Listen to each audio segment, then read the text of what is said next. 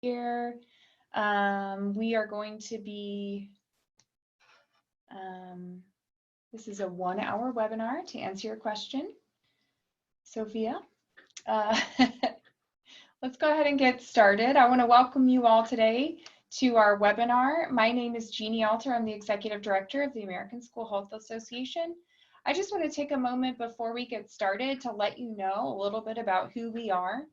The mission of the American School Health Association is to transform all schools into places where every student learns and thrives.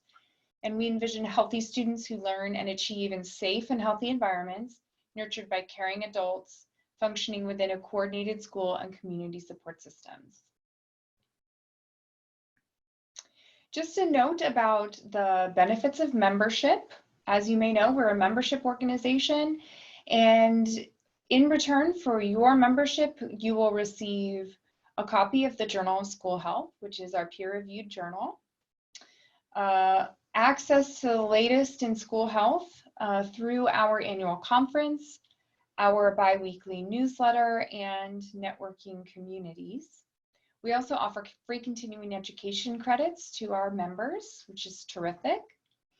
We also offer discount rates for job postings in our Career Center. We also have a free section for internships, so be sure to check that out. And we also offer discounts on all American Academy of Pediatrics publications. I want you all to get out your calendars and save the date for our 94th Annual School Health Conference, which will take place September 30th through October 2nd in Albuquerque, New Mexico.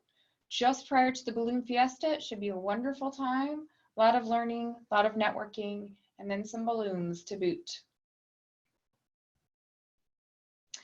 So I want to thank our presenter for being here today and let you know a little bit about Mallori DeSalle. Mallori is a licensed mental health counselor, nationally certified counselor, medication-assisted treatment specialist, and internationally certified prevention specialist. Over the past 15 years, working in mental health, substance abuse, and prevention fields, she has worked with children, adolescents, adults, families, and professions, serving in a variety of roles, including community prevention coordinator, therapist, substance use educator, and trainer. Ms. DeSalle has worked with healthcare, behavioral healthcare, and community-based organizations to implement substance use prevention interventions for the last decade. Since 2008, Ms. DeSalle has been an adjunct faculty member and research associate in the Department of Applied Health Science in the School of Public Health at Indiana University, Bloomington.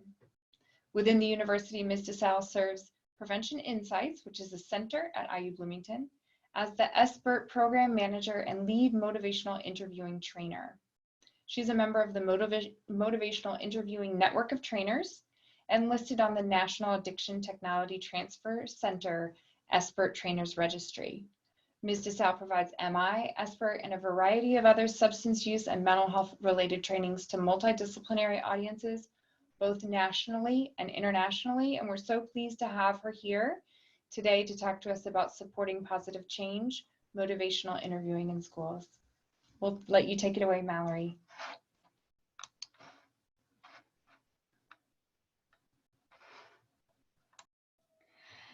All right, wonderful. Thank you so much, Jeannie, for that entry to the webinar. Hopefully you can, I'm going to just stop sharing one more time and share it so you can see screen number 1. Should be able to see it now. So that's all the time we have after that beautiful introduction that Jeannie read. I gave her the introduction. I should have known it was 53 minutes long. So thank you so much for having me. I'm really excited to be speaking to Asha again. And one of the things that is not in my bio is that I am the daughter of a lifelong educator. My mother taught in my own school district for more than 30 years as a Spanish teacher, and she also ran a daycare, was a preschool teacher, and continues to teach even as a substitute teacher. So one of the things that I feel so excited about is to work with individuals that are members or hopefully new future members of ASHA, because the work that you do within school systems as instructors, as behavioral health professionals, as health professionals is essential. So today I get to speak with all of you about one of my favorite topics, motivational interviewing. And as Jeannie discussed, this is something that I do with lots of different folks all over the world. And as she shared with you, I have all sorts of initials after my name. And hopefully you'll also find that LOL is also listed after my name, because I do enjoy laughing. And I hope that you see how it's integrated a bit into the webinar today. So we're going to get started with an activity. And Caitlin and Jeannie and I have all worked very tirelessly to get this up and going. So what we're going to do in just a moment is we are going to blanketly unlock the permissions on the webcams and on the microphone. So in just a moment, everyone's going to be live on camera and we're going to engage in an activity. So the first thing that I need you to do is, okay, pause. Don't worry. Everyone take a deep breath. We are not going to unmute anyone or turn your webcams on, though that would be a really cool experiment. But my question for you is, I want you to sit and think to yourself, how did you feel when I told you what you were about to do? Perhaps you thought, yay! I am camera ready today. This is awesome. I cannot wait to get involved in an activity. Perhaps someone in the audience responded, no, no. There's no other word, but no. Maybe you thought, well, I would do this, but I'm not ready. I'm in the middle of eating my lunch, or I hadn't prepared. I have my camera still covered up, or I'm still in my pajamas, or I have a classroom behind me. I can't really do this. I'm not ready to do it yet. Or perhaps you just said, there's nothing you can do. You're not going to make me do this. I am not participating. The purpose of that activity is just to get you thinking about how your students, no matter what age you serve, might feel when they're told what to do as opposed to invited to participate. And so what I'm going to ask is for Caitlin to bring up our first poll. And you can see here, I have a poll image on here. It's a flagpole at the beginning of an intermediate school, but Caitlin brought up your first poll, and I'm gonna invite you to vote. What was your reaction to being told that we would require you to use your webcam? So let's just see how everyone was feeling about this. Some of you, a percentage of you, it looks like our smallage percentage, let's see, we're getting there. We have about 33 out of 51 people participating. About 70% of you have voted here. Let's see, right now, the lowest percentage, Caitlin, thank you so much. If you want to go ahead and display the closed poll, it shows that our lowest percentage was, I felt okay about it.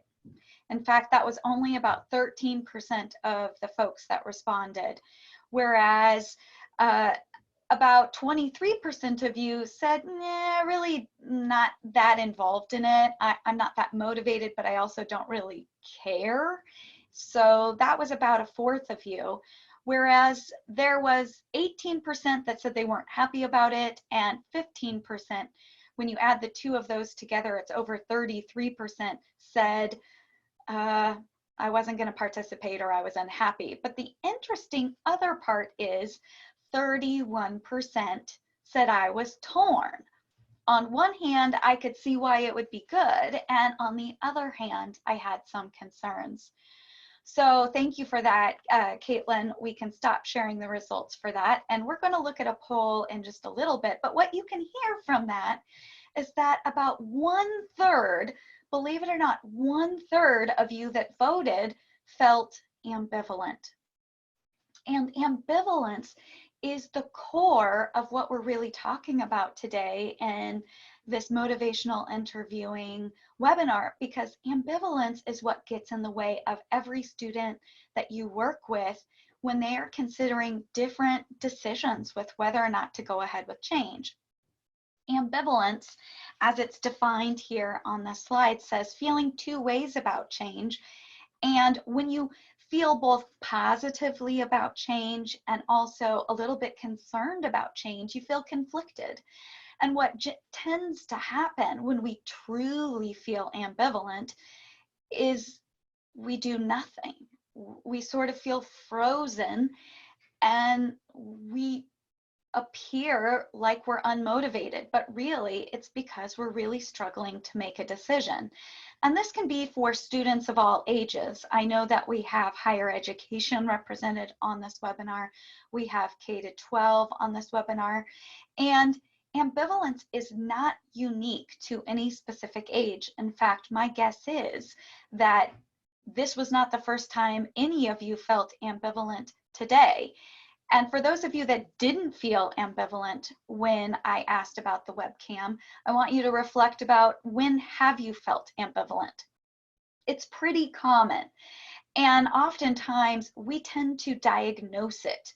Even if you are not a clinician, if you are a teacher, or if you are a health educator, or if you're someone who works in medicine, you might say things like, they're in denial, or they just don't know what they're doing to themselves, or I wish they would just get motivated. Oftentimes, those are the indications that a student is feeling ambivalent. Motivational interviewing is an interesting way of communicating with people around you. And no matter what role you're working in, you can use it, because motivational interviewing assumes that the client, and here we're speaking about students, but you could also insert colleague, your child, your principal, your superintendent, your department chair. It assumes that the other person pays attention to their own speech for clues about their attitudes and their intentions for change. So in other words, when we invite someone to speak out loud about change, they tend to hear themselves speak. And believe it or not, sometimes that's the first time they have done more than just think about change. So it's extremely powerful. And if they find themselves arguing for change, then they're more likely to talk themselves into this change. In other words, a student of yours who's a teenager has no problem arguing with mom and dad about driving safely. Yeah, mom, I already drive safely. I know all the rules on the road.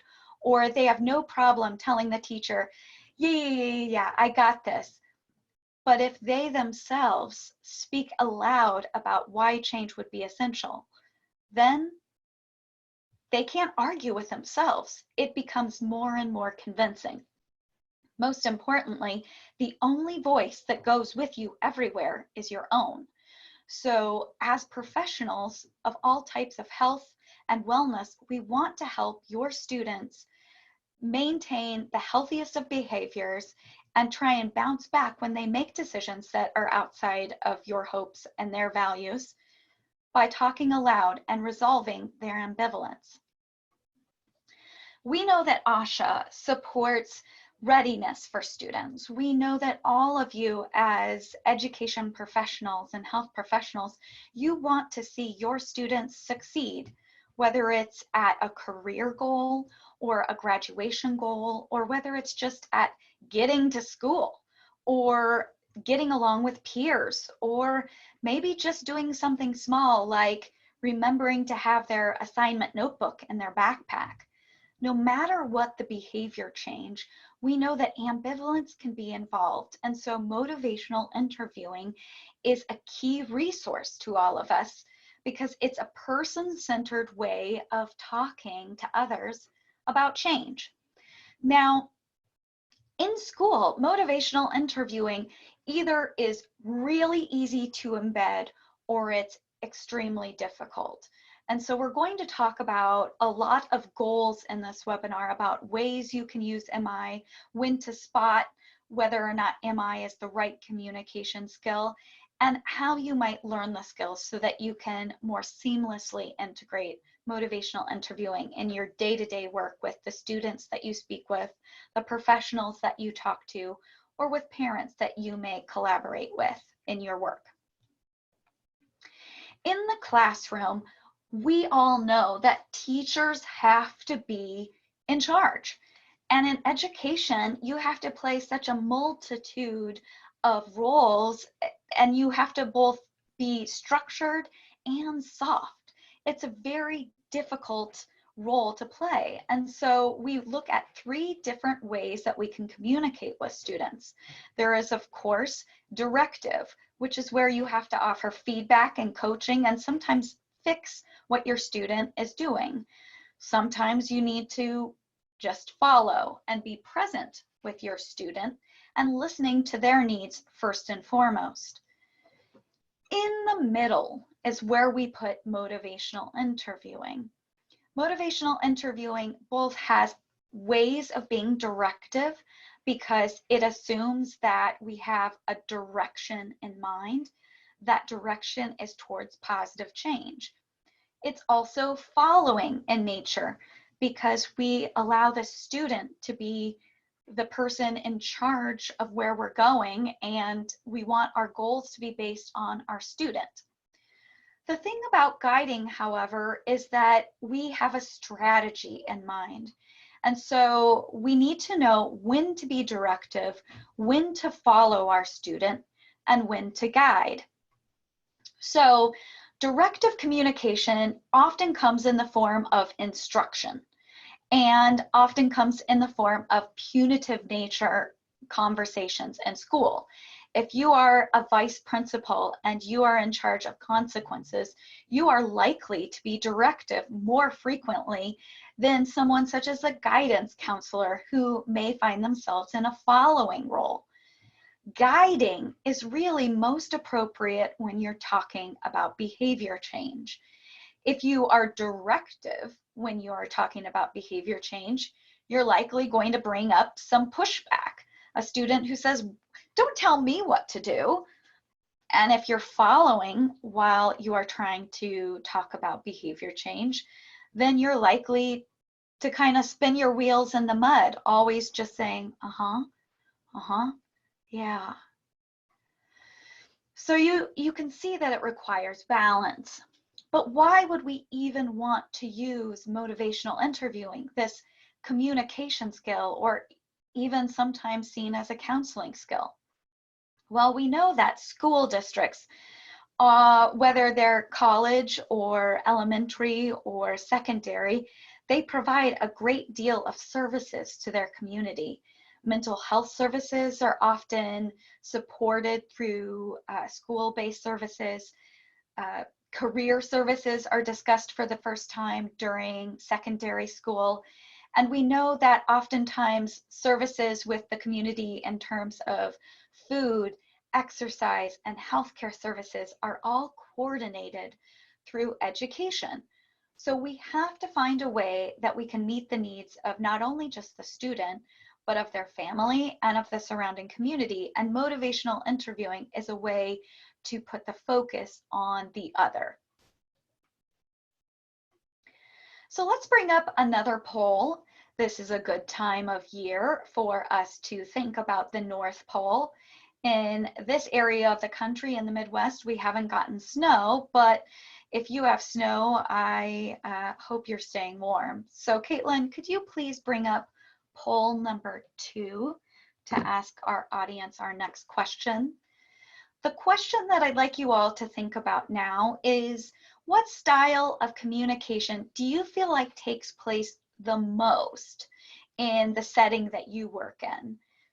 And I know there's a lot of different settings that are represented in participants today, but do you feel like directive is the most common? Do you feel like people are mostly listening or following? Or do you feel like guiding is the most common way of communicating with the students that you work with? And it looks like we have about almost 70% of you have voted. And from what I can see right here, almost 75%, that's fantastic. Caitlin, if you would please close the poll and show the results. It looks like there is a pretty strong response here that 30 out of 40 some of you responded that directive is the most common way to communicate in school settings. The second level is guiding, however, which is fantastic that you can find a way to integrate some level of supportive direction towards your students. And following is coming in last with only 2%. Thank you so much, Caitlin. We'll pull up another poll later.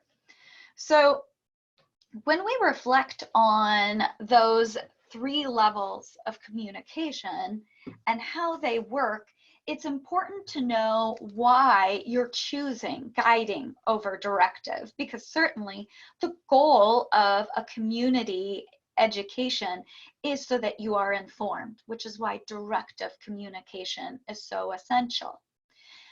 When we are thinking about motivation, we need to find a way to invite it into the conversation. And so change talks influence change. When we are using guiding communication or ways of inviting the student to talk about what they desire or what they think they can do or their ability, or the reasons why change may be helpful, or even its level of importance, these things tend to increase change. Now, just because a student says, I want to be nicer to my table mates, or I could turn my paper in on time, that doesn't mean that they are necessarily going to. So we want to keep evoking more and more of this type of language. And as I discussed earlier, the more it comes from the student, the better. We know, research shows us, and the book that we are really leaning on for this webinar, MI in Schools, really points out that directive communication is the go-to way of school communication. So it's not unusual that all of you responded that directive is the most common.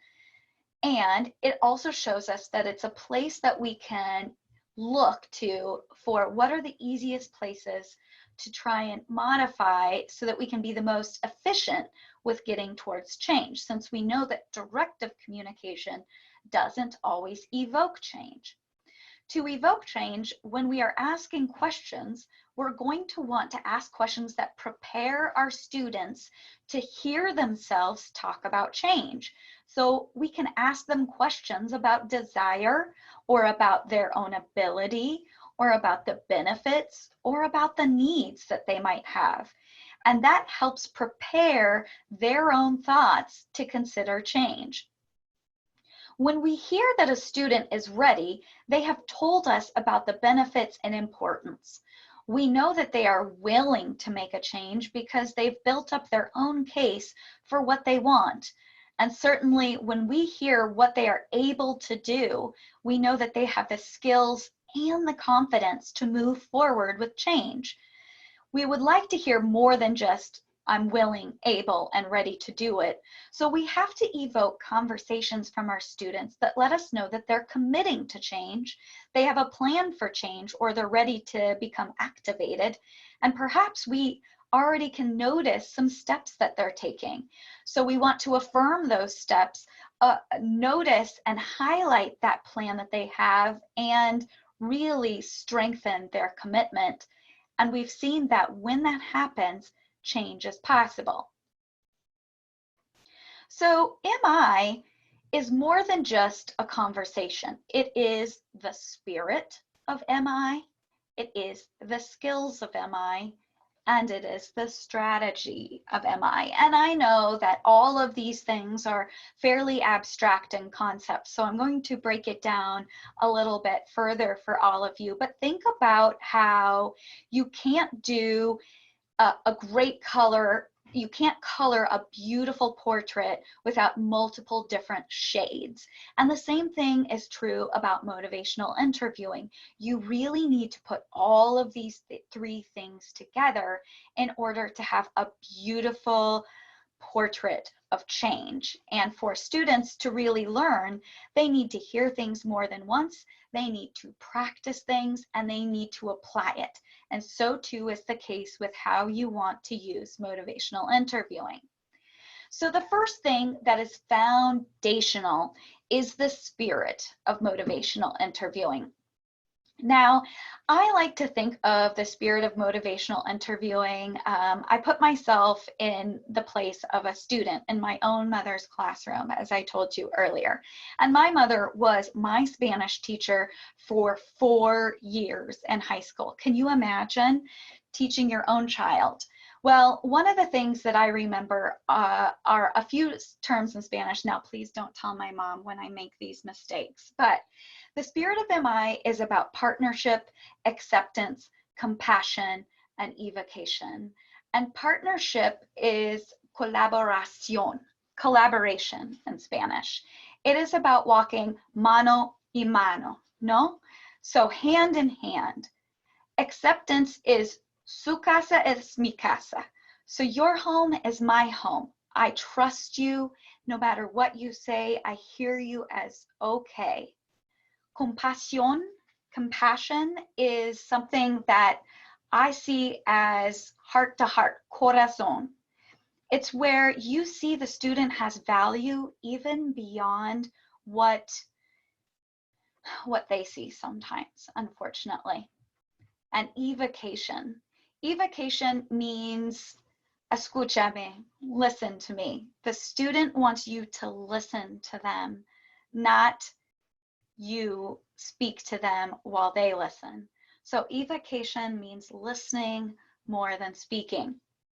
Now, if you have an opportunity to study motivational interviewing and you take a look at the text that inspired this webinar, you'll see that in almost every chapter, the spirit of MI is core.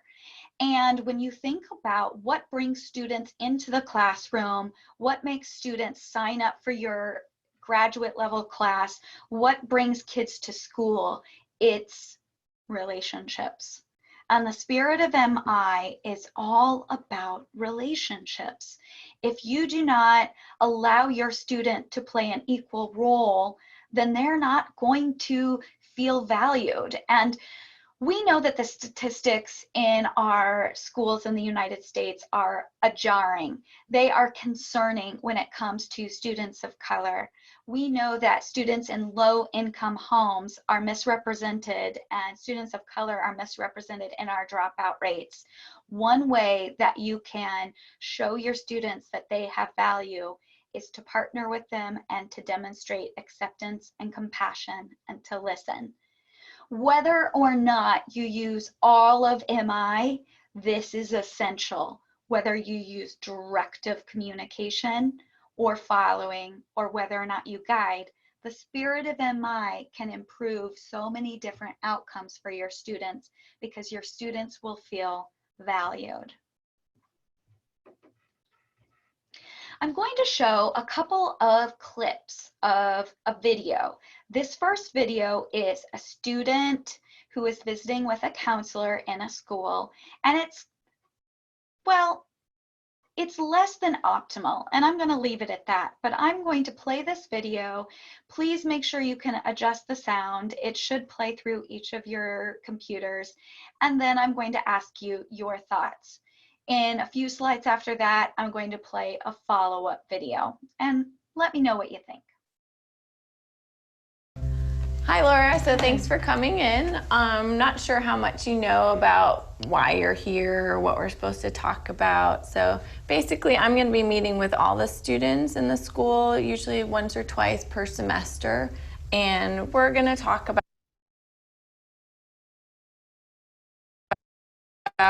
whatever's kind of going on in your life. I'll ask you some questions about your goals and what you like to do for fun and those sorts of things, and then we'll talk a little bit about different behaviors and and stuff like that. And so it's pretty casual, pretty informal, just sort of a chance for me to get to know you, if that's all right. Okay.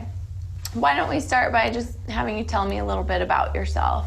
Okay, my name is Laura, and I'm 17, and I'm a senior in high school. Okay. And what do you like to do for fun? Mostly just hang out with my friends and stuff on the weekends, things like that.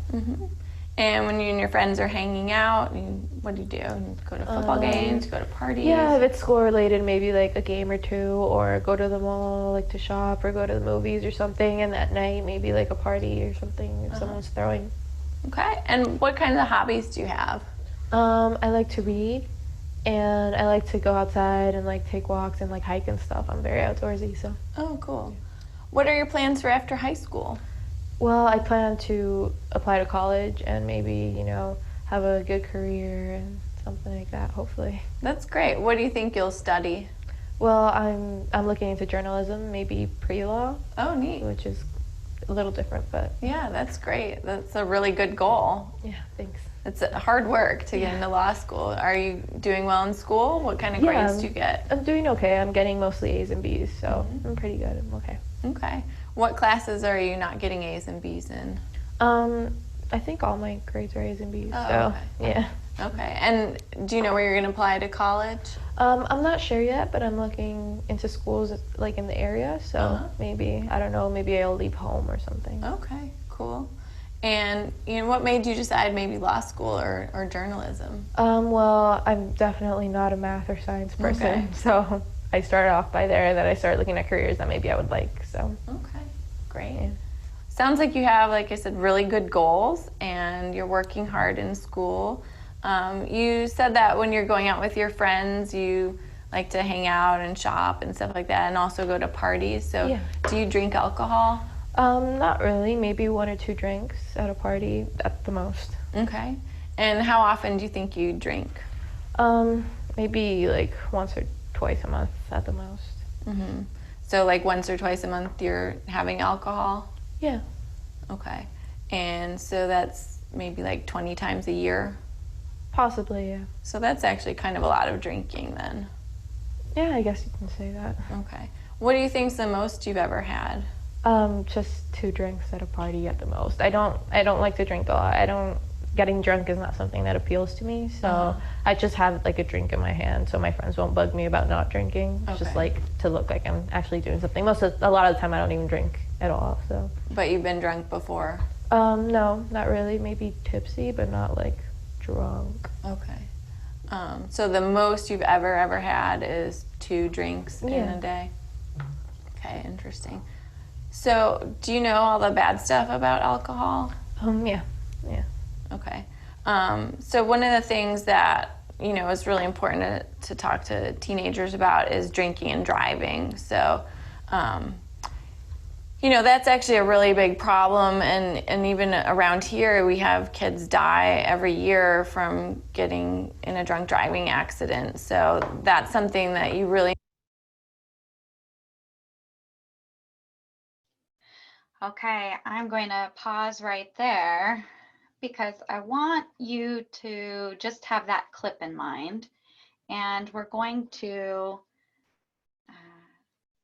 discuss it a little bit. So tell me in terms of how you feel in response to that one. Caitlin, could you please bring up poll number 3? I want you to think about what your thoughts are on this video. So poll number 3 is, how did you feel about how the counselor spoke to the student? Did you think it was, just okay, kind of meh? Did you think the counselor did a great job? Or did you feel like it was a counselor that wasn't using motivational interviewing? So we have a couple of responses coming in, and we have almost about 65, almost 70% of our group has voted. Thank you all very much. And okay, why don't, Caitlin, if you could please close the poll and show the results. It looks like we had a pretty strong response of, we don't think the counselor was using motivational interviewing.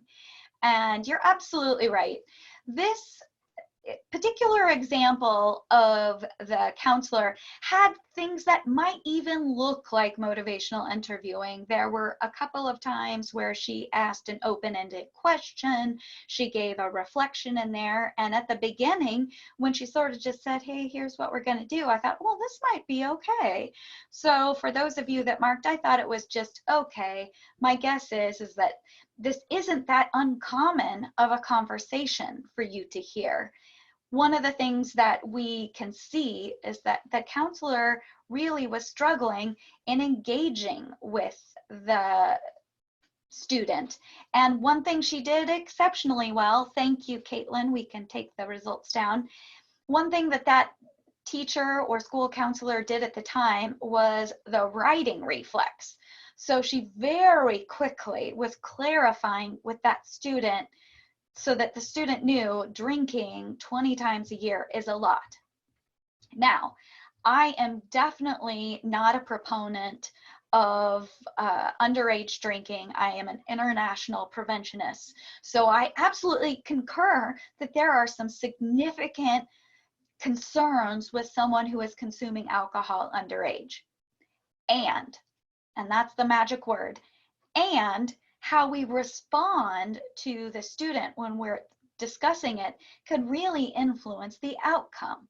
As you could see in that video, that young woman was actually very open, and from what we could see, she was being pretty honest, even though the adult was showing her cards. She demonstrated that she didn't approve of it, or she wanted to make sure that the student understood what is a lot or isn't a lot. And at the same time, that student was trying to state her case, which showed that she understood that drinking is not a great choice. And so there might have been some different ways that we could have approached that conversation to continue to invite the student to fight for change instead of the adult. Because when we have the writing reflex, or that response of, oh my gosh, I see a problem, I want to make sure we fix it, or I better give them some information right now, like when the teacher gave the student the information about drunk driving. I'm pretty sure the student is aware that drunk driving is a concern. Yet it didn't appear to be a concern for that student. That student didn't have a history of it, but it still was information given. That's something for us to think about. So we are going to continue to talk about what MI looks like when it is done successfully, so that we can avoid the writing reflex. And if there's one thing that you can try to do today in order to start to be more consistent with motivational interviewing, it's to pay attention when your gut tells you to fix something that perhaps you might be reacting to as the writing reflex. Motivational interviewing does use skills that you are all familiar with. All of you, I am certain, know what an open-ended question is and know what affirmations are. And for those of you that have been trained in different counseling or communication techniques, you also know what reflections are. Every teacher, every health educator, every health professional, every administrator has been taught how to summarize. So these are not new skills. It's how you apply them that is new. There is advice with permission, which is also a skill of motivational interviewing, and we're going to touch on that as well, because there will be times when giving advice to students is important to do. So in ASHA, I know that there are health professionals that address a large number of health behaviors. So we're going to talk about applying MI to several of these health behaviors. One of the ways that we might do that is through an open-ended question. But we don't always ask our questions with the spirit of MI. So for instance, why aren't you using your inhaler? It might sound like an innocent enough question to someone who wants to understand, but very easily it could be heard as judgment or as critique or not accepting your client or your student. So you might instead ask, how does using your inhaler help you? So that you could evoke from your student some arguments that would help encourage them to use it more frequently. If we're thinking about affirmations or positive statements that support change, perhaps sometimes you've used statements like this: I know you can succeed when you do your personal best. Really try and encourage them. Though again, that kind of statement, though well-intended from the heart, might demonstrate that I don't think you're giving your best. Now, whether or not you see that, it is not necessarily going to be helpful for that student. So we want to try and evoke with an affirmation that highlights values of your students. And in this case, you might give an affirmation such as, you worked hard in the past and you're really wondering if you can do it again. You're wanting to let them know that you see them thinking and noticing that hard work is what it takes, and you notice that they're really considering putting that hard work in place once again. In terms of using an am I consistent reflection, it's sometimes challenging because you want to support your students and say, don't worry, you're hardworking, I believe in you. When in fact, it might be a little bit more consistent with am I to help notice the feelings that your students are experiencing by saying, you feel really stressed and you're looking for ways to feel more prepared. One of the important things about this second example, the more am I consistent example, is that not only does it acknowledge their current feeling, it also propels them towards the future by saying you're looking for ways to feel prepared. Change talk, as I mentioned earlier, can only occur when we guide the conversation towards change. So every time you try and use a reflection using MI, you want to reflect something that would end up with your student offering more change talk. So if you were to say you feel stressed and you're looking for ways to feel more prepared, your student would probably respond with, yeah, here's what I'm thinking about to get me ready for finals. Advice with permission is another skill that we've talked about as part of motivational interviewing. Now, we are all most likely highly educated professionals, and we have a lot of life experience as well. And so we want to impart some of that to our students because maybe it's a really quick answer that we can help them with.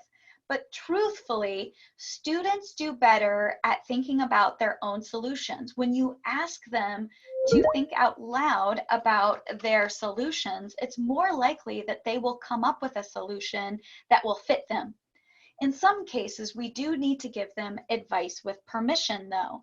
So advice with permission is given by first asking, is it okay if I give you some information? Or, for instance, asking them what they already know. What do you already know about applying for college?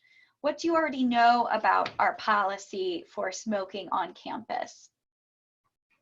In that case, you want to ask them what they know or ask permission before you give it to them. When you do provide advice, give it to them in a short chunk, small amounts of information, and then ask one more time for feedback. What do you think about that? What do you think in terms of how that would fit for you? What are your questions about that? Advice with permission follows an ask, provide, ask format. And when you do that, you really honor the spirit of motivational interviewing and strengthen the likelihood that not only will your student come to you if they have questions, but feel like you have accepted where they're at and they can trust you in discussing their concern. Motivational interviewing, however, isn't magic. You don't just Jedi mind trick someone into doing what you want. In fact, you really have to be responsive in the moment to what your student wants to do in terms of change. And so we have to begin by building a relationship, engagement. And engagement is the foundation. By using the spirit of MI, you can't go any further if you don't engage first. Then, if you're looking at change, you need to begin to taper down all the choices. So you start to focus. Then you want to strengthen your change talk, as we talked about earlier. You're not just going to listen to someone say, I want to change, and think, okay, they're changing today, but you really want to strengthen it until they are talking about commitment. And planning is the last step. Oftentimes in schools and in healthcare centers, someone comes to us and they appear to really want to think about a solution. So we say, hey, how you doing? What's the plan? And we jump to planning very quickly. And what we've discovered is that that leads to burnout very quickly for professionals, for teachers, for healthcare professionals, and it leads to discomfort between you and your student. So we really do have to engage, focus, evoke, and then plan, which means that you might need to have more than one conversation. If all you get done is engagement, you have made a significant effort that would help your student think more about change. So what we're going to do here is watch another version of this conversation and start to get a sense of whether or not this education professional did something different. Now, there are lots of things that maybe you liked about the last time. I want you to watch for things that you liked about this one and also things that you might change. Jot them down, because after this video, I'm going to invite you to write some of them in the chat box. So here we go.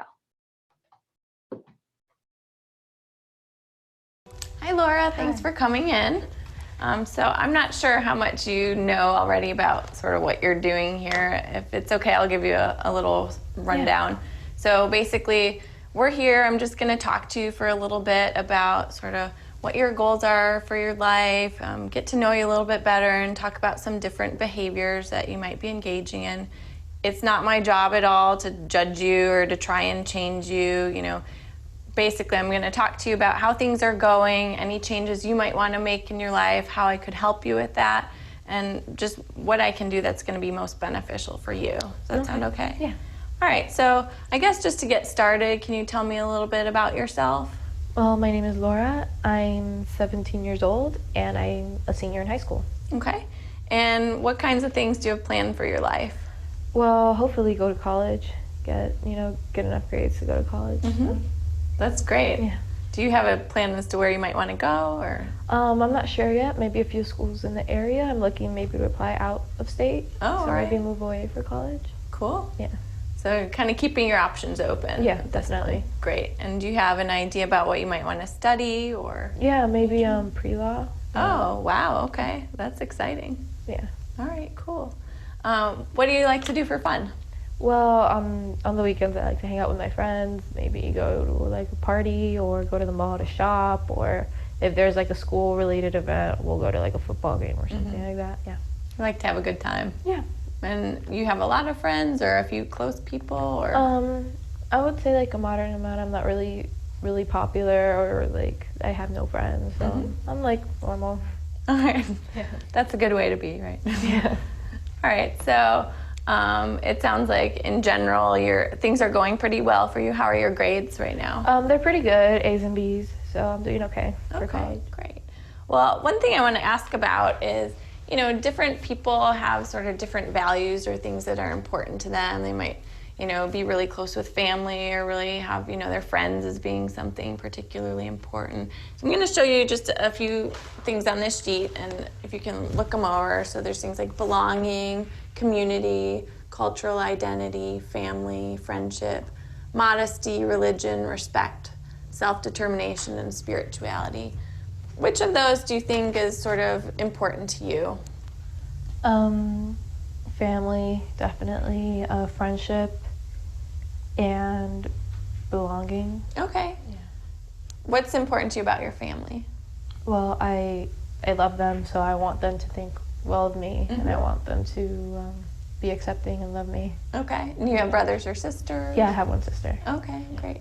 And how about friendship? Friendship, I've grown close to many people that I care about, so I would like them to be accepting of me as well. Great. So being a good friend and having people who are good friends too is important. And then what about belonging? You mentioned that one too. Yeah, just a sense of like fitting in and like feeling accepted in general. Yeah. Not wanting to be part of a group. And Yeah. Kind of. Okay, great. All right. Well, one of the things I want to talk about is, you know, you mentioned that you like to go out with friends and party and that sort of a thing. And I'm curious, when you're at the parties, do you ever have any alcohol? Not much. Maybe like 1 or 2 drinks at the most. Okay. Can you tell me a little bit about how alcohol fits into your overall social scene? I pretty much just have a drink, just have it, like, so it looks like I'm drinking even though I'm not. So maybe people won't bug me about drinking or something. Okay, you're kind of getting pressure from other people who are drinking, and it feels easier for you to kind of just hold a drink. Have one there and pretend to have it. Okay. And do you think that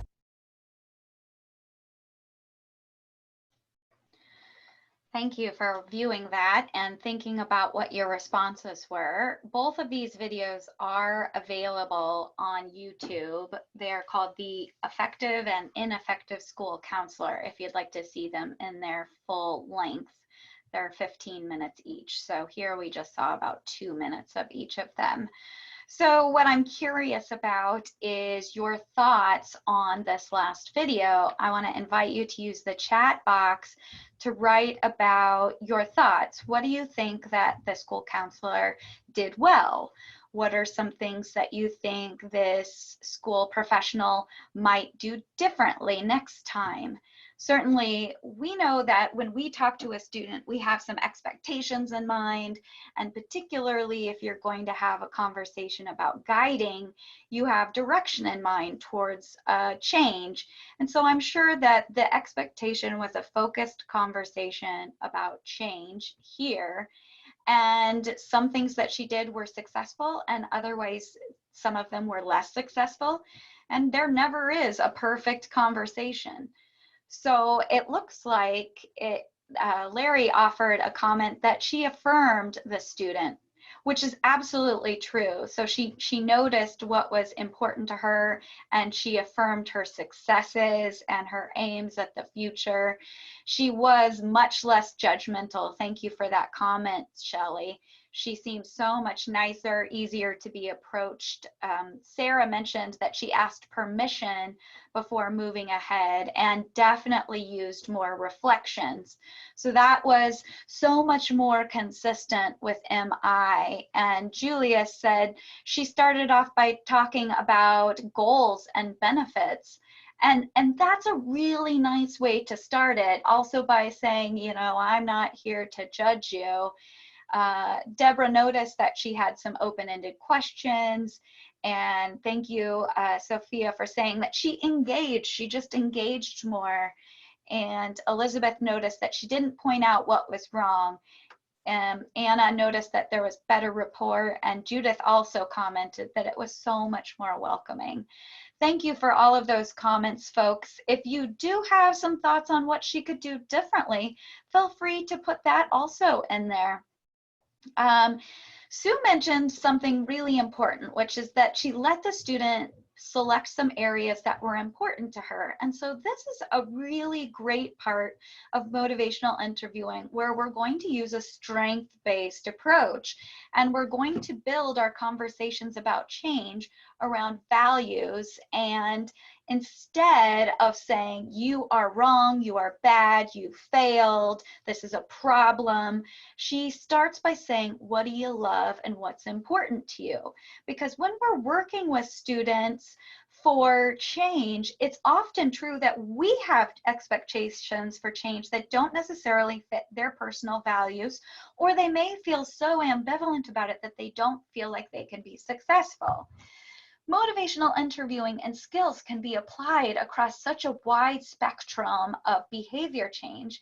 Physical health at school, whether it's something as simple as maintaining the use of an inhaler or having an EpiPen with you on a regular basis, or if it's more significant, such as ensuring that your diabetes is maintained throughout the day. Schools have used this in working with students when discussing substance use. Academics certainly is an area that we work to use motivational interviewing in. And I know that many of you commonly are just managing behavior in the classroom, whether it is at secondary level, at college level, or at kindergarten through 5th or 6th grade, behavior is something that always can get in the way of learning, and we spend a lot of time on that social, emotional comfort and safety. To Sue's point and to Larry's point, you both are mentioning comments that the school counselor jumped right in without building a huge amount of rapport. And that's essential, because if you're going to talk to a student about their physical body or about something as scary and threatening as whether or not they'll graduate or whether or not they're using substance use, we have to build a safe environment, which is why it's essential to use the spirit of MI in the work that you do. When you are in schools, it's no question that you have to get a lot done in very little time. So we know that MI can be squeezed in small little moments with one reflection here or there, or an open-ended question that demonstrates empathy. It can be how you run the classroom. It can be used with students across all ages, and also can be used in many different cultural settings, which I know is also something important for the way that she was speaking in that video. Thank you for mentioning that as well, Sue. Motivational interviewing can be adapted and should be adapted based on the setting that you work in. And there are lots of resources available so that you can help it fit the community that you work within. Integrating any new way of speaking with someone is challenging, but it could be used in your classroom. It could be used with your parents. It could be used in the way that you speak with the students that you are working with, or best yet, even with the colleagues that you talk to, faculty meetings, staff meetings. Creating a culture where the spirit of MI is emulated can be one way that you bring change into all areas of your learning and build a safe environment so that students are at their best to learn and to grow. Motivational interviewing is not just about managing difficulties today. It's an invitation to invite your students to look at how they are in charge of changing their own tomorrow. It is for everyone, and so I hope that though we have such a wide spectrum of people joining us today from all over the country, working in all different settings, you've heard something that connects for how you might be able to integrate motivational interviewing into your work across education. Caitlin can make available to you the handout, which has some of the content that I've spoken about today, as well as the resources that were utilized in the making of today's webinar. And I just had a message from one of the authors of the Helping People Change. He said, thank you very much for your work in school. And Sebastian Kaplan, who helped write the school text, said, say hello from me, one student to another, thank you. And on behalf of Prevention Insights at Indiana University, I want to say thank you for giving me your time. It would be great if we would like to answer any questions. I'm happy to do that via the chat box, or if you've submitted questions to Jeannie or to Caitlin.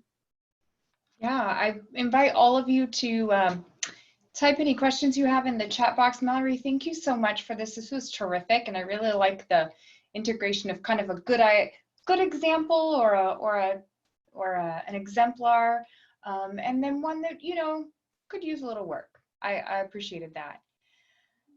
Sue asked, could we put the last slide up again? Absolutely. I will just maybe. And that's the resource page, correct? The resource page has, does she want the resource page or? Oh, yeah. Yeah, and Cece asked if we're going to share the PowerPoint with the attendees. We absolutely will. We'll also share a recording of this webinar in case you want to go back and say, what did she say earlier? So we will have that available for everyone. We'll have the handout as well. Any other questions for Mallori while we have her here? Although her office is across the hall from mine, so I could find her if something comes to you on the drive home. I'm happy to answer emails as well. Like one of the participants noted, MI is not a quick fix, and neither is learning it. As educators, you all know that learning is a multi-layered thing, so I appreciate you starting the process here today. Absolutely. Thank you for sharing with us. And I just want to remind you all of a couple of things. Oh, here we go. But I'll hold on that. Does MI also work with students with psychiatric symptoms or disorders?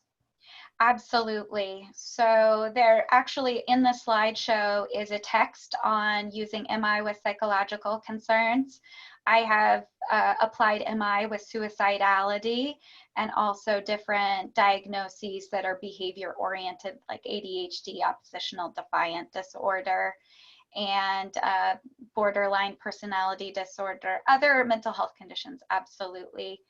And it can be used in restorative circles as well. It works really nicely in schools or other community entities that use that type of format really well. Great. Thank you. Are there other resources that can be provided on MI? So on the handout that Caitlin can distribute to all of you, there is the website for the Motivational Interviewing Network of Trainers, which has a list of the trainers all over the world, including myself. It also has the book that was referenced for this webinar, written by Steve Rolnick and Sebastian Kaplan and Richard Reuschman. And there are some Facebook groups if you'd like to chat with other people that use MI. That's all on the handout sheet that Caitlin can send out to everyone. And if you have questions, I'm happy to support them. Great. And is it linked to creating trauma-informed schools? Not directly, but creating a trauma-informed school shares the same spirit or essence that we have to have a safe environment to feel like we can heal. And so the spirit of MI and a trauma-informed school system would, whether or not it's the same terminology, they would be looking for the same practices. Gotcha. Terrific. Would you create an MI pre-conference for health teachers with practice training? Well, yay! that's amazing. For the best question ever. Yeah. Well, I'll pop across the hall and see if I can get Mallori to come to Albuquerque. Let Asha know if this is something you want to dig in further. Certainly there's lots of different tools that are available to you and trainers all over the country. I am one of many wonderful trainers, and feel free to connect to me whether you need recommendations in your neck of the woods or otherwise. Terrific. Awesome. We will do that. Elizabeth says, anytime we are looking at ambivalence regarding behavior change, we can use MI. My colleagues and I use MI in leadership, which has been very helpful. Great. Yeah, and YouTube just released, there's some MI in leadership videos put out by Milo, which is MI in leadership of organizations. So that's also great. Terrific. Caitlin, if you wouldn't mind putting up the last slides there, I just want to remind everyone there are continuing education units available for this webinar. So if you are a CHES or an MCHES, that is available. Also, the ICNRC credential CPS, which all of a sudden the acronym escapes me. Also CNEs and a participation certificate as well. Just fill out the survey in the chat box. Caitlin just posted that, and she'll also send out that via email. So Larry, you can just either click right there in the chat box, or she'll send it via email after the probably not today, but maybe tomorrow. She'll send that out via email. So if you are a member, that is available to you for free. If you are not a member, there is a nominal cost for that. Want to let you know that we have a call for webinar proposals for 2020. So we're trying to get that agenda set for next year. So if you yourself or you know someone who has something that they would like to share, and you feel like it would be a great piece of information for ASHA members and our friends, please invite them to submit that. Caitlin, might we have the link to that in the chat box? We'll see if we can do that. Oh, it's on our website. Well, even better. Thank you. Another note to, let's see, can we see the next slide? Oh, here we go. Here we go. Don't forget about us in Albuquerque. Come visit. We'd love to see you there. Feel free to reach out anytime. Follow us on social media. And thank you so much for your time, Mallori, and your expertise. We appreciate it so, so much. And we appreciate all of you joining us today. Have a super afternoon and join us next time. Thanks, guys.